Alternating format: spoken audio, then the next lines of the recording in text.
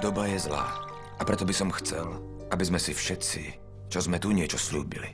Slúbme si, že sa na budúci rok všetci, čo sme tu, zídeme. Ale áno, otec, rád prídem. Samozrejme, ak to bude čo len trochu možné. Sľubujem, otecko. Aj za malého. Budúci rok na Pesach sme tu. Samozrejme, že sľubujem. Tiež sľubujem. Tati, ale veď ja nikam neodchádzam. Som tu.